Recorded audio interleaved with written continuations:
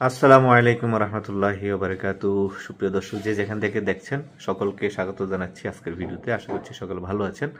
আলহামদুলিল্লাহ, আল্লাহ পাকের অশেষ রহমতে আমিও ভালো আছি। তো দর্শক, আপনি যদি আমার চ্যানেলে নতুন হয়ে থাকেন তাহলে অবশ্যই চ্যানেলটিকে সাবস্ক্রাইব করবেন এবং পাশে থাকা বেল আইকনটি প্রেস করে দিবেন, যাতে নতুন ভিডিও আপলোডের সাথে সাথে সেই ভিডিও নোটিফিকেশন আপনার কাছে পৌঁছে যায়। আর যদি অলরেডি সাবস্ক্রাইব করে থাকেন, থ্যাংক ইউ সো মাচ। তো আজকে আলোচনা করব হচ্ছে আমি রাশিয়ার বিস্তারিত একদম এ টু জেড।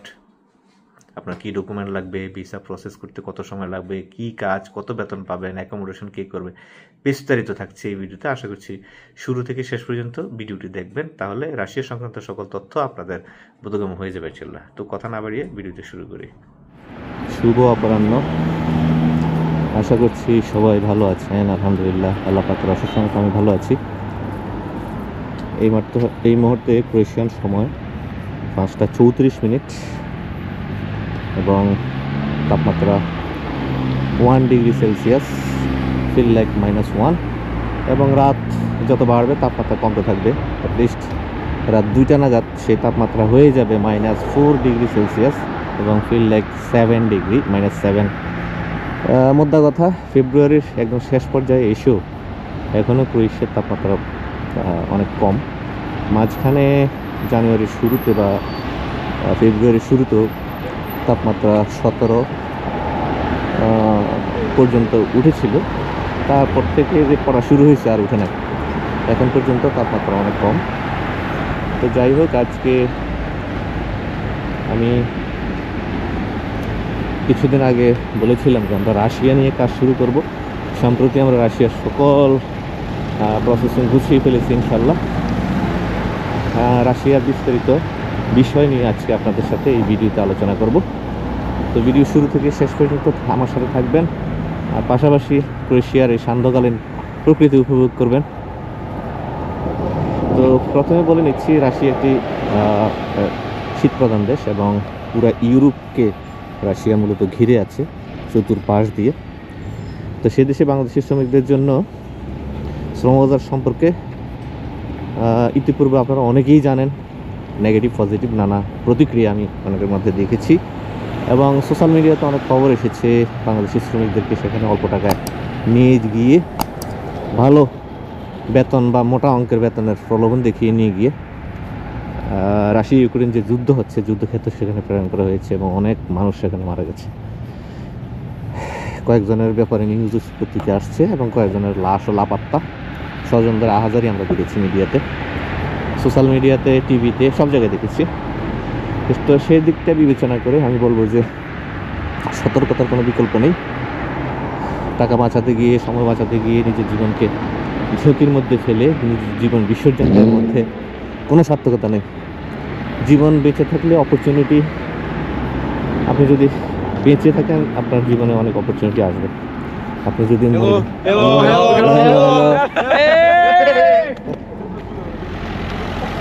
ক্রোয়েশিয়ার ছোটো ছোটো পোলাপান স্কুলের, তো অনেক অপরচুনিটি আপনার লাইফে আসবে আপনি যদি বেঁচে থাকেন।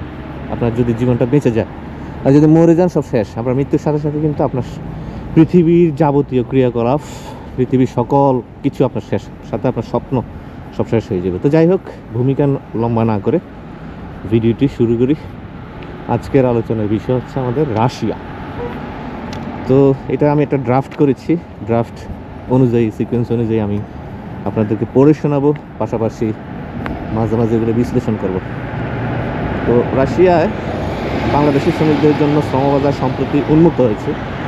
বিশেষ করে নির্মাণ, রেস্টুরেন্ট ও জাহাজ শিল্প খাত, এই 3টি সেক্টরে মোটামুটি ভালো কাজ হচ্ছে বাংলাদেশি শ্রমিকদের জন্য। এই জন্য আপনার প্রয়োজনীয় যেসব ডকুমেন্ট লাগবে সেগুলো হলো আপনার পাসপোর্ট, কমপক্ষে 2 বছরের মেয়াদ থাকতে হবে পাসপোর্টে। আপনার জাতীয় পরিচয়পত্র, এনআইডি কার্ড থাকতে হবে। যদি এনআইডি কার্ড আপনার না থাকে সেক্ষেত্রে আপনার বার্থ সার্টিফিকেট আপনাকে সংযুক্ত করতে হবে। পাসপোর্ট সাইজের ছবি লাগবে আপনার, সাম্প্রতিক তোলা রঙিন পাসপোর্ট সাইজের ছবি লাগবে, সাদা ব্যাকগ্রাউন্ড এবং ম্যাট পেপারে প্রিন্ট করা। এটা আপনার একটা ছবি সাধারণত লাগে, তবে 3টা বা 4টা আপনি করে রাখতে পারেন, একটা লাগে সাধারণত। তারপরে আপনার মেডিকেল সার্টিফিকেট লাগবে, স্বাস্থ্য পরীক্ষার রিপোর্ট আপনাকে প্রোভাইড করতে হবে। আপনাকে পুলিশ ক্লিয়ারেন্স সার্টিফিকেট দিতে হবে। তবে শুরুতে পুলিশ ক্লিয়ারেন্স সার্টিফিকেট না থাকলে সমস্যা নেই, যখন আপনার পারমিট আসবে এবং প্রয়োজনীয় সকল ডকুমেন্ট চলে আসবে সেই সময় আপনি এম্বাসিতে যখন ফেস করবেন সেই সময় আপনাকে পুলিশ ক্লিয়ারেন্স সাথে দিতে হবে। এবং রাশিয়ার এম্বাসি বাংলাদেশই আছে এবং বাংলাদেশ থেকেই আপনি জমা দিয়ে ভিসা সংগ্রহ করতে পারবেন। আর লাগবে হচ্ছে আপনার দক্ষতা বা প্রশিক্ষণের সার্টিফিকেট। প্রযোজ্য ক্ষেত্রে কিছু কিছু ক্ষেত্রে যদি একদম স্কিল্ড ওয়ার্কার চায় সেক্ষেত্রে আপনাকে অভিজ্ঞতা সনদ, ক্ষেত্র বিশেষে ভিডিও দিতে হতে পারে। তারপর লাগে আপনার শিক্ষাগত যোগ্যতা সার্টিফিকেট। অনেক কোম্পানি এসএসসি, এইচএসসি পাস এরকম মেনশন করে দেয়, তো সেই ক্ষেত্রে আপনাকে এসএসসি বা এইচএসসি সার্টিফিকেট যদি চায় আপনাকে সেটা প্রোভাইড করতে হবে। এখন হচ্ছে বেতন এবং অ্যাকোমোডেশন। বেতন হচ্ছে রাশিয়ায় বাংলাদেশি শ্রমিকদের বেতন হচ্ছে কাজের ধরন, দক্ষতা ও অভিজ্ঞতার উপর নির্ভর করে। এটা শুধু রাশিয়া না, মিডল ইস্ট সহ সারা পৃথিবীর যেখানেই আপনি অ্যাজ এ শ্রমিক হিসেবে বাংলাদেশ থেকে যাইতে চান প্রত্যেকটা দেশেই কিন্তু আপনার জন্য সেটা প্রযোজ্য। আপনার দক্ষতা, আপনার অভিজ্ঞতা এগুলোর উপর নির্ভর করে হচ্ছে আপনার বেতন ভাতা। তো নির্মাণ শ্রমিক হিসেবে যারা কাজ করে তাদের বেতন সাধারণত শুরু হয় $600 থেকে $1200 পর্যন্ত, অর্থাৎ বাংলাদেশি টাকায় 70 থেকে 1,40,000 টাকা পর্যন্ত বেতন আপনি পেতে পারেন রাশিয়াতে আপনার যোগ্যতা অনুযায়ী। এবং রাশিয়াতে এটা ডলার হিসাবে আমরা বললেও আপনার রাশিয়াতে মূলত ওরা স্থানীয় মুদ্রার নাম হচ্ছে রুবল হিসাবে ওরা আসলে স্যালারি দেয়। কোনো কোনো কোম্পানি ডলারেও বেতন দেয়, তো আমি ডলার হিসেবেই বলছি। 600 থেকে $1200, অর্থাৎ 70,000 থেকে 1,40,000 পর্যন্ত যারা নিম্ন শ্রমিক তারা বেতন পেতে পারে। আর কৃষি শ্রমিক যারা আছে তারা 500 থেকে 800, অর্থাৎ 58 বা 60,000 টাকা থেকে 92,000 টাকা পর্যন্ত স্যালারি পেতে পারে। তবে আপনারা জানেন রাশিয়া যেহেতু একটি শীত প্রধান দেশ, প্রচণ্ড শীত এবং পৃথিবীর যত শীত মনে হয় সব ওইখানে শীতের জন্য বিখ্যাত। তো সেই ক্ষেত্রে বছরের একটা বৃহৎ অংশ তারা আর আসলে বরফে ঢাকা থাকে। আপনারা জানেন বরফে তাদের নদী, খাল, বিল সব কিছু একজন হয়ে যায়। ইভেন তাদের এখানে যে বড় বড় নদীগুলো শহর বা শহরের আশপাশে যেসব নদীগুলো থাকে সেগুলো পর্যন্ত পুরো বরফে, মোটা বরফে আবৃত হয়ে যায় এবং সেই বরফের উপরে মানুষ স্কেটিং করে এবং অনেকে গাড়ি চালায়, হ্যাঁ, মোটরসাইকেল বা শর্টকাট রাস্তা হিসাবে তখন ওই নদী পথটাকে সবাই ইউজ করে, যেহেতু বরফে ঢেকে যায়। শক্ত বরফ কিন্তু, হ্যাঁ, নরম কোনো ইয়ে না, আস্তরণ না যে একটা পাতলা আস্তরণ পড়লো ওরকম না, এবং পুরো বরফ প্রায় 1 ফিট 2.5 ফিট পর্যন্ত এরকম মোটা বরফে ঢেকে যায়। বুঝে নিতে একটা মানুষের ওজন কত, 80-90 কেজি পর্যন্ত একটা মানুষ হয়, 120 কেজি পর্যন্ত একটা মানুষ হয়। সেই মানুষগুলো এই বরফের উপরে কিন্তু স্কেটিং করে। তো স্বভাবতই বুঝতে পারছেন যে কি পরিমাণ আসলে শীত থাকে। তো একটা বছরের বড় একটা অংশ কিন্তু তখন বরফে ঢাকা থাকে, আর ওই সময়টাতে কাজকাম বন্ধ থাকে, কাজকাম হয় না। তো সেই ক্ষেত্রে কৃষি সেক্টরে আসলে কাজের সুযোগটা খুব কম সময়ের জন্য থাকে এবং অল্প সময়ের পরেই কিন্তু আবার শীত পড়ে যায়, তখন তারা বেকার হয়ে যেতে হয়। সেই জন্য আমি বলবো জাহাজ শিল্প এবং কনস্ট্রাকশন সেক্টর এই দুটো ক্ষেত্রে আপনার অ্যাপ্লাই করলে সবচেয়ে ভালো হবে। আর আমরা কাজ করছি কনস্ট্রাকশন সেক্টরে, ঠিক আছে। আমরা কি কাজ করছি সেগুলো নিয়ে আমি একটু পরে বলছি, আগে কথাগুলো বললে শেষ করি। আমি যারা নির্মাণ শ্রমিক তাদের বেতন বললাম $600 থেকে $1200, আর যারা কৃষি শ্রমিক হিসেবে যাবে তারা $500 থেকে $600, যারা হোটেল ও রেস্টুরেন্ট কর্মী হিসেবে যাবে তাদের $500 থেকে $600, অর্থাৎ ওই কৃষি শ্রমিকদের মতোই। তবে এখানে একটা প্লাস পয়েন্ট আছে, যদি আপনি রেস্টুরেন্ট শ্রমিক হিসেবে যেতে পারেন সেক্ষেত্রে আপনি সারা বছরই যদি প্রতিষ্ঠিত কোনো রেস্টুরেন্টে হয় আপনি ওখানে কাজ করতে পারবেন। কারণ হচ্ছে সেখানেও কিন্তু ফুড ডেলিভারি সহ নানা কাজের অপরচুনিটি থাকে, যেহেতু শীতপ্রধান দেশ। তো প্রত্যেকটা শীতপ্রধান দেশেই কিন্তু ফুড ডেলিভারির আছে, চাহিদা থাকে, হ্যাঁ। আর মানুষরা তখন একটু ঘরমুখী থাকে, বাইরে একটু কম বেরোয়, তো তারা ঘরে বসে বসে অর্ডার করে খাবার খেতে তখন পছন্দ করে। এটা ইউরোপেও আমরা দেখেছি। এটা এই পৃথিবীর প্রত্যেকটা দেশে এরকম হয়। তো সেখানে এই অপরচুনিটিটা আছে, আপনি এটা করতে পারেন যদি এরকম কোনো সুযোগ সুবিধা পান আর কি। বাট আমাদের কাছে শুধু কনস্ট্রাকশন রিলেটেড কাজ। তো যাই হোক, রেস্টুরেন্টের বেতনও অনেকটা কৃষি শ্রমিকদের মতনই হয় তাদের, অর্থাৎ 500 থেকে $600 মধ্যে, অর্থাৎ বাংলা টাকায় 58,000 থেকে 1 লাখ বা 92,000 টাকা পর্যন্ত এরকম বেতন আপনি পেতে পারেন। অনেক ক্ষেত্রে যারা রেস্টুরেন্টের শেফ বা ওই লেভেলে যারা অনেক অভিজ্ঞ, যারা রান্নাবান্নার কাজে খুব দক্ষ শেফ, তাদের কিন্তু আবার $1,000 পর্যন্ত বেতন তারা পেতে পারে, যেটা বাংলা টাকায় 1,25,000 টাকা পর্যন্ত তারা বেতন তুলতে পারে। তারপরে আছে ট্রাক ড্রাইভার, যারা মোটামোটা লরি, ট্রাক, হ্যাঁ, এই ধরনের ভারী যানবাহন, যারা বাস চালাতে পারে, এরকম ভারী যানবাহনের যারা চালায়, বিশেষ করে যারা মিডল ইস্টে এসব কাজে দক্ষতা আছে, দুবাই, কাতার, বাহরাইন, সিঙ্গাপুর, মালয়েশিয়া সহ নানা দেশে যারা লরি চালায় বা ট্রাক চালায়, বড় বড় 22 চাকা 23 চাকার গাড়িগুলো যারা চালায় এবং যাদের ড্রাইভিং লাইসেন্স আছে এবং যাদের এক্সপিরিয়েন্স আছে, তাদের ওইখানে কাজের সুযোগ আছে। সেক্ষেত্রে তারা বেতনটা পায় হলো $800 থেকে $1,200 পর্যন্ত, অর্থাৎ 92,000 থেকে 1,40,000 বাংলা টাকা পর্যন্ত তারা ইনকাম করতে পারে রাশিয়ার মতো একটি দেশে। ঠিক আছে, এখন আমি ওই যে 600 থেকে 800, 800 থেকে 1200 এইভাবে কেন বললাম? প্রত্যেকটা কর্মক্ষেত্রেই একটা শিক্ষানবিশ সময় থাকে, যেটাকে বলে ট্রেনিং পিরিয়ড। অর্থাৎ আপনি কতটা দক্ষ, অভিজ্ঞ, এক্সপার্ট, এটা কিন্তু আমি জানি না, বা আপনাকে যে চাকরি দিবে সে কিন্তু জানে না। আপনার সাথে তারা যখন কিছুদিন কাজ করবে, আপনার কাজ যখন তারা দেখবে, দেখার পর তারা বলতে পারবে বা বুঝতে পারবে যে আপনি আসলে কতটা দক্ষ সংশ্লিষ্ট কাজে।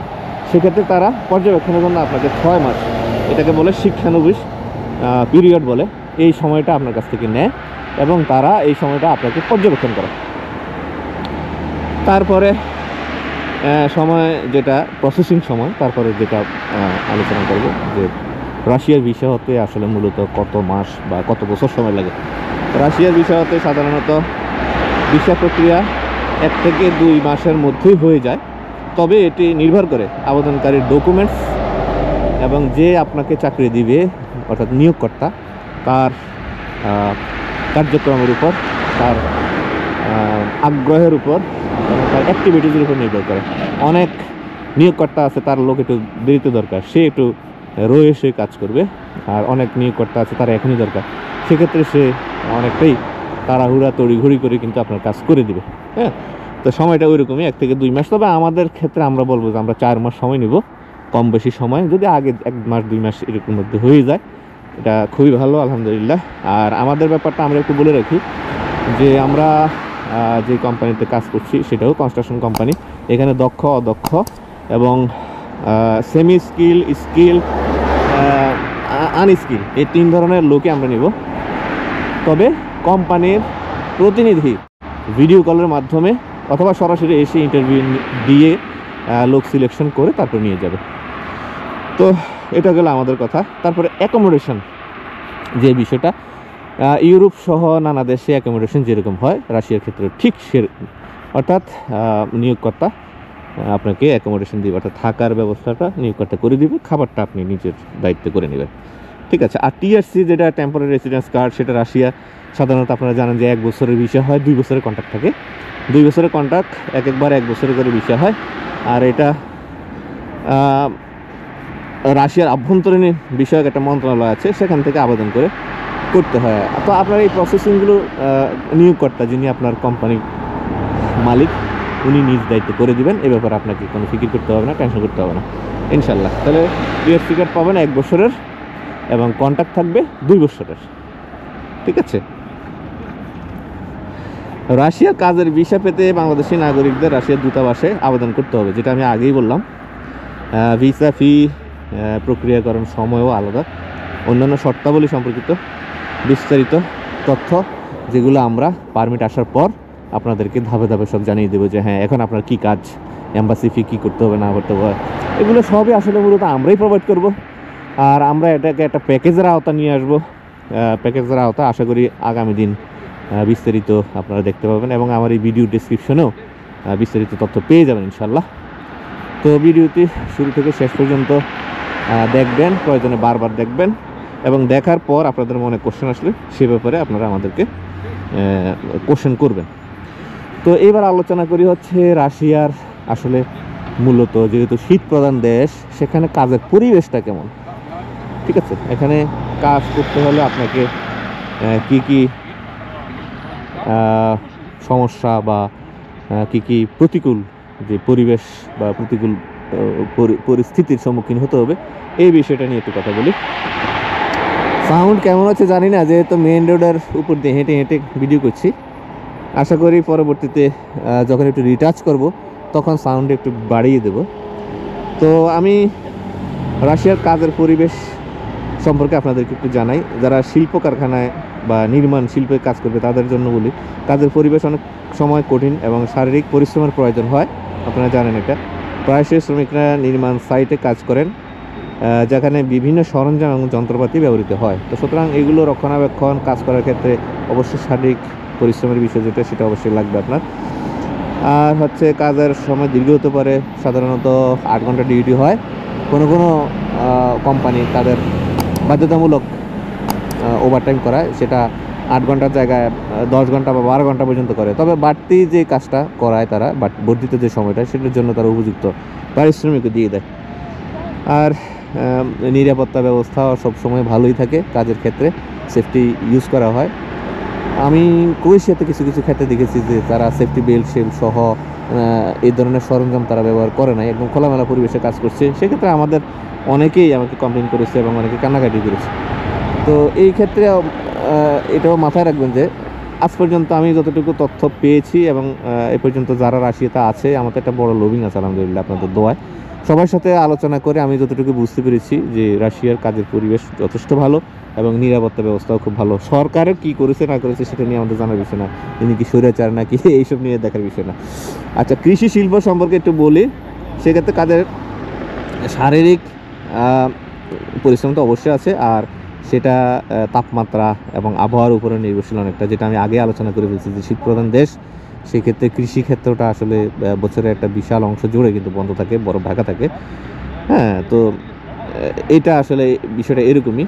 অর্থাৎ কিছু কিছু ক্ষেত্রে শ্রমিকদের নিজস্ব বাসস্থান ব্যবস্থা করা হয়, তবে কখনো কখনো অন্যদের সঙ্গে শেয়ার করে থাকতে পারে। যারা কৃষিক্ষেত্রে কাজ করে, অনেক সময় কোম্পানিগুলো যেই জায়গা তাদের কৃষি সাইট থাকে আর কি, সেখানে কাজের ব্যবস্থা করে দেয়, মানে থাকার ব্যবস্থা করে দেয়, অ্যাকোমোডেশন করে দেয়, ঘর উঠে দেয়। এবং সেখানে আপনার শীতের থেকে বাঁচার জন্য যে হিটার, সেগুলো ইউজ করে এবং গরম পানি সহ নানা উপকরণগুলো থাকে। আবার অনেক কোম্পানি আছে যারা বলে যে না, তোমরা তোমাদের থাকার ব্যবস্থা করো, বাট তারা একটা ব্যবস্থা করে দেয়, সেটা পে করতে হয়। বাট আমাদের যেহেতু কৃষিখাতে কোনো কাজ নাই, আলহামদুলিল্লাহ আমাদের এগুলো ফেস করার কোনো প্রশ্নই আসে না। তো এইগুলো আপনাদেরকে কেন বললাম, এগুলো আপনাদের জেনে রাখা খুবই জরুরি। কারণ হচ্ছে এইসব দেশ আসলে শীত প্রধান দেশে যখন যাবেন তখন আপনাদেরকে নানা রকম প্রস্তুতি নিয়ে কিন্তু যেতে হবে।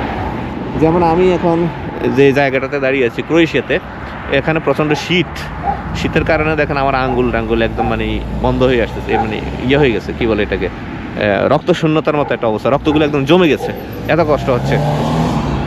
তো আপনি যখন এরকম একটা পরিবেশে, ক্রোয়েশিয়াতে এখন তাপমাত্রা 1 -1 তাপমাত্রা, আমার এত কষ্ট হচ্ছে। আর রাশিয়ার মতো দেশে -7, 8, 9, 10, -14 পর্যন্ত, 14, 15, 16 এরকম পর্যন্ত তাপমাত্রা থাকে। তো এরকম তাপমাত্রা আপনাকে কাজ করতে হবে। সুতরাং আপনাকে কতটুকু সতর্কতার সহিত কাজ করতে হবে এই বিষয়টা মাথায় রেখে তারপর যাবেন আপনারা ইনশাল্লাহ। আর আমাদের মাধ্যমে যারা প্রসেস করবেন, ভিডিও ডেসক্রিপশনে বিস্তারিত সকল তথ্য দেওয়া থাকবে এবং এই বিষয়ে আমিও অফিসকে ইনফর্ম করে দিব আপনাদের সাথে যথাযথ সহযোগিতা করার জন্য ইনশাল্লাহ। তো এই বিষয়ে আরও বিস্তারিত তথ্য যদি আপনাদের জানার থাকে, ভিডিও ডেসক্রিপশনে নাম্বার দেওয়া থাকবে এবং ভিডিওর উপরে যে নাম্বার দেখতে পাচ্ছেন সেই নাম্বারে আপনারা হোয়াটসঅ্যাপে মেসেজ দিয়ে অথবা সরাসরি আমার সাথে হোয়াটসঅ্যাপে মেসেজের মাধ্যমে আপনারা যোগাযোগ করতে পারবেন এবং কমেন্টের মাধ্যমে আপনাদের প্রশ্নগুলো আপনারা জানাইতে পারেন। আমি ইনশাল্লাহ আপনাদের সকল প্রশ্নের উত্তর দেওয়ার চেষ্টা করব। আপনারা জানেন যে আমি কমেন্টস কিন্তু প্রত্যেকটা কমেন্টসেরই কিন্তু উত্তর দিই এবং প্রত্যেকটা কমেন্টস আমার নজরে আসে, আমি একটা কমেন্টসও কিন্তু মিস করি না। কিছু কিছু কমেন্টস আছে যেগুলোর উত্তর দেওয়াটা আমি প্রয়োজন বোধ করি না, বিধায় আমি উত্তর দিই না, বাট ম্যাক্সিমাম কমেন্টের উত্তর আমি দিয়ে থাকি। আপনাদেরকে এই শীতের মধ্যে হেঁটে হেঁটে পুলিশের কিছু পরিবেশও দেখাইলাম, প্রকৃতিও দেখাইলাম, আর এই সন্ধ্যার সময় আপনাদের সাথে অনেকক্ষণ কথা বললাম, আপনাদের অনেক মূল্যবান সময় নিয়ে নিলাম এবং এই ভিডিওর মাধ্যমে রাশিয়ার যাবতীয় ওয়ার্ক পারমিট সংশ্লিষ্ট সকল বিষয় নিয়ে পুঙ্খানুপুঙ্খ আলোচনা করলাম। আশা করছি এই ভিডিওর মাধ্যমে আপনারা উপকৃত হতে পারবেন। আর রাশিয়া নিয়ে যেহেতু বিতর্ক আছে, সুতরাং এখানে যাওয়ার ক্ষেত্রে, প্রসেসিংয়ের ক্ষেত্রে খুব সাবধানতা অবলম্বন করবেন। অল্প টাকার ফাঁদে পড়বেন না এবং চটকদার বিজ্ঞাপনের ফাঁদে পড়বেন না। সাবধান থাকবেন, আপনি নিজের জীবন বাঁচান। আল্লাহর রহমতে ইনশাল্লাহ আপনি শারীরিকভাবে বেঁচে থাকলে, মানসিকভাবে সুস্থ থাকলে সময় টময় কোনো বিষয়ই না। সবসময় আপনার যে মূল্যবান সময় না, আমি বলি যে মূল্যবান টাকা, এটা সেভ করার চেষ্টা করবেন। তো সবাই ভালো থাকবেন, সবার জন্য অনেক অনেক শুভকামনা, দোয়া। আপনাদের সাথে এতক্ষণ ছিলাম আমি রেজাউল করিম। পরবর্তী ভিডিওতে আবার দেখা হবে, সে পর্যন্ত আল্লাহ হাফেজ। আসসালামু আলাইকুম ওয়া রাহমাতুল্লাহি ওয়া বারাকাতুহু।